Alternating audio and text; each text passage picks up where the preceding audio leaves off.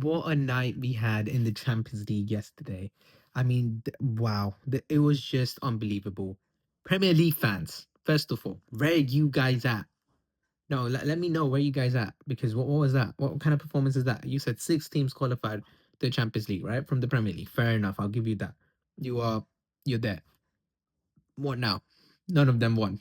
None of them won. In fact, I think the best team that performed in this Premier from all these Premier League teams is probably Newcastle because they actually went up against an opponent that are better than them, that had better quality than them. But Newcastle gave Barcelona a fight. Newcastle showed what the Prem means. Newcastle actually went there and almost got victory, and they were unlucky not to. So all the other Prem teams, they got to look at themselves.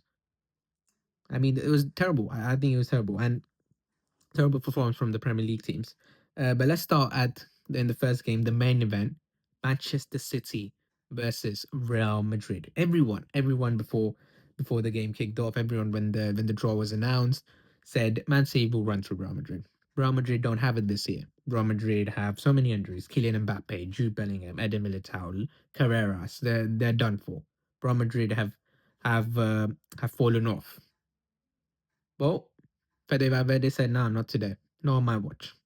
What a performance from Fede Valverde yesterday. That's one of the most impactful and monumental performances from a midfielder I have ever seen. It really is. I mean, this has given Real Madrid so much hope, so much kind of energy, so much motivation to go there and show people that we're still Real Madrid, we're still kings of the Champions League, and we can still, even with a bad squad, even with a bad season, still compete in this competition against the best teams in world football. We can still do it. And Fede Valverde, the passion, the way he played, and yes, the goals were amazing. The goals were all the goals were just so good. It was one of the best hat tricks, right, by a midfielder we've seen in the Champions League. But the off the ball work rate, the passion he played with, the way he was coming back to defend, the way he was coming back to track, to hold Trent's hand to cover to go up against Doku. Trent couldn't do it alone. Fede said, "You know what, Brahim? Sometimes you can't do it. I'll do it." Went into the midfield, helped out the likes of Trumani, helped out the likes of Thiago Pitash, he's a youngster. Then he went to the right wing position, got a ball from Courtois, and absolutely blitzed Nico O'Reilly. I mean, this is what we mean when we say world class level talent. This is world level talent right here. I mean, what a performance from Valverde yesterday. It was beautiful. The way he ran, the way he was switching positions, the way he was all over the pitch. You know, there's the saying 71% of the world is water and the rest is Valverde. That's what it was yesterday. What a performance. This is the type of performance we wanted to see from Fede Valverde for such a long time. We all knew the talent he had. We all knew this guy is world class on his day. But it's been almost 2 years since he's got to that top level, got to that form that we all know Fede is capable of. And today we finally saw it again. What a performance. What an individual performance. Probably the best individual performance in the Champions League knockout stages this year. So kudos to Fede and yeah, unbelievable. But Real Madrid in general, I think they played very well yesterday. I think um, everyone was very good. I think bar maybe Vinny, but even Vinny was all right. Obviously missed the penalty, but I think he was fine. He wasn't Vinny level though. He was vintage Vinny, but he was fine. He did his job, got an assist to Fede, although it's kind of lucky, but he was okay. Other than that, I think everyone else at Real Madrid were very, very good. I think Mendy had a great cameo, especially after injury. I think Heinzen did fine. I think Rudiger was decent. I think Trent held his own against Doku, although he needed help. I think he did well. I think Brahim Diaz was brilliant today. I feel like the way he was just kind of neglecting the press of C, he was avoiding the press, the way he was dribbling through, progressing the ball, even him tracking back to defend with Trent against Doku was very good. And Thibaut Courtois, I mean, this guy, bro, this guy's got to already be an old timer. How did he save that shot from Nico O'Reilly? You know how close that was and how fast Nico O'Reilly hit it. And for him to just put his foot, he's so big. He's just so big. He just needs to put his foot there and he's to save. He's one of the best goalkeepers of all time, bro. He's all time level right now. We talking Buffon, Neuer, Casilla, that level of goalkeeper right now. Courtois is unbelievable. Um, but coming to Man City, Very, very bad performance. I feel like the squad selection wasn't the best. I mean, starting Savinho when you haven't started him the whole season instead of Ryan Cherky, I don't know why you do that. Phil Foden didn't even see the pitch today. Kuzunov, a right back, I didn't even know he was right back. I mean, I knew he could play there, but I mean, why? Why Kuzunov? I mean, Nunes did well against Winnie when you played them first. Just play the lineup you played first when you played them. They when you played them before, they actually had Rodrigo. They had Jude Bellingham on the pitch. They had more talent, and you still beat them. Yet today you lost. You should have just. I think Pep should have just. I think he overthought, and he should have just stuck with the same lineup. I think in the midfield, Rodri alone at CDM, it doesn't work anymore. Not in 2026. Rodri doesn't have the legs anymore. After the ACL injury, he looks rigid. He doesn't have those kind of he doesn't have that kind of strength and that kind of ability to just come in and tackle and block and always be there. He doesn't, right? And you have to partner him with a good CDM. Maybe Rodri and Reinders at double pivot probably would have worked better.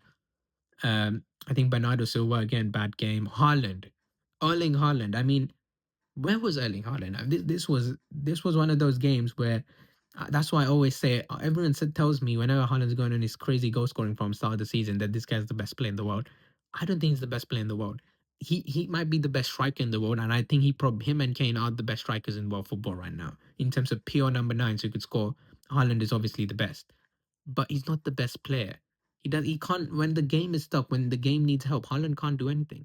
Haaland just becomes null and void. And I know his job is goal scoring, right? So you can't complain. But you look at Ozil against the Liverpool the other day. Didn't score a goal, but he was handful. He was a handful. He was he was going at the defenders. He was pressing them, pushing them, nudging them. He was just being annoying. And sometimes I feel like Haaland just got to do that because yesterday Rudiger and Heinze, I feel like they didn't even try. I don't think they had a problem yesterday handling Erling Haaland. I maybe if I played, I could have handled Erling Haaland. Like really, Haaland really just didn't do anything yesterday. He wasn't making the runs he generally does. He was just overall a terrible performance from Erling Haaland in another big game against Real Madrid and against any big team. Erling Haaland in the Champions League against big teams has been kind of underwhelming for Man City. He has. I mean, it is what it is. So I think Erling Haaland could have done much more. And I'm not saying he should have just scored and that's his whole game because we saw him against Newcastle the other day and I think he was brilliant. I think the way he was connecting with the players, I think the way he was getting up spaces where he wasn't scoring, but he was being a handful. Some of the playmaking, some of the passes he did were brilliant. And I think we needed more of that from Erling Haaland yesterday. I think Semenyo got absolutely locked up by Mendy. And then Fran Garcia, who struggled against every single right winger in the La Liga. So has Mendy, by the way. Semenyo got absolutely locked up by both of them. And then I think Doku, yes, he had his moments, but I feel like it was never enough. It was never enough. At times it felt like he was doing too much. At times it felt like he was trying to take all the responsibility on himself. But I think it was never enough. And I think overall, I think C were just completely out of the game. And seeing this Real Madrid, I've seen this Real Madrid for this year, last year. I see them every year, right? This is one of the worst Real Madrid in terms of defensive ability, in terms of the stars on the pitch. They don't have stars anymore. They don't have those unbelievable players. The gap in both the teams was quite a lot in a long time. In probably the first time where Real Madrid really felt like the underdogs coming into this, and for City to not even open them up, I mean, I think it was very underwhelming from Manchester City, very underwhelming from Pep. I think this is one of the worst games he's coached as a Man City manager, or even just in his manager career in the Champions League. I mean, this was terrible. I feel like I hoped Real Madrid would absolutely get battered. Well, not battered, but at least it would be like a 3-1 where Real Madrid get a goal, but see come back and uh, they just score Real Madrid, especially against Pep versus Arbeloa. I felt like a mismatch. But well, kudos to Arbeloa, kudos to Real Madrid. I think did a great job, and that might be tie over. I mean, I don't know if City can do it at the Etihad. I don't get the vibe of them doing it the way they're playing, but if they can, well done to them. But I don't feel like that's going to happen. Now then, we come to another big match, which was Chelsea versus PSG. What a game of football this was. I mean, I think Chelsea were very good. Chelsea were very good, but at the end of the day, I think they just they just got individually brilliant. I mean, that's the word that's been trending on Twitter. But PSG just has better players. PSG just has better talents. PSG just has more experience. PSG just has everything more than Chelsea, even though Chelsea's probably spent more than them. Chelsea played a very good game, but at the end of the day, you always felt like the finishing touch was missing with Chelsea. Some of the boneheaded decision. We'll get to them, but let's talk about the goals. The first PSG goal from Bradley Barker, like great goal, great work from PSG. Jao Neves gets a ball. Sorry, I think it was Dembele crosses a ball in. Jao Neves controls it, passes Bradley Barcola. First, I think it was first time he touched it, and then on the volley hits it out off the bar. Great goal from Bradley Barcola. Great finish. 1-0 PSG. And then Chelsea get a goal back with Malo Gusto on the volley, which I think should have been saved. I think PSG are having this goalkeeper issue right now where their goalkeeper is just not. Whenever I see them, Chevalier and the person that played yesterday, don't remember his name, sorry. I just feel like he's missing. They're missing that Donnarumma. The difference in class from both of them is just massive. And I know Luis Enrique said he wanted a ball playing defend goalkeeper or whatever. That was his reason. But I feel like if you just have Donnarumma is good enough to ball play. This guy doesn't. This guy's not even helping me much. Like I've seen the match and ball playing. I don't care, bro. Like come on, come on. This ball play gimmick. You either are so good at it like Manuel Neuer, or you just stop a goal. That's what a goalkeeper is supposed to do. All right. I get this ball playing thing, but if my goalkeeper is stopping crucial goals, I would rather have Thibaut Courtois who can't play with the ball than have some guy like Chevalier who is good with the ball but can't stop a goal. Because a goalkeeper's job should be stopping a goal. Everyone else can play with the ball. And I feel like that save should have that goal should just definitely be saved. But Chelsea do come back. Chelsea get 1-0 draw, and then Dembele on the counter attack, which is a brilliant counter attack. PSG is such a good team in counter attack. I mean, the pass from Vitinha, Doué takes one touch, passes it into Dembele.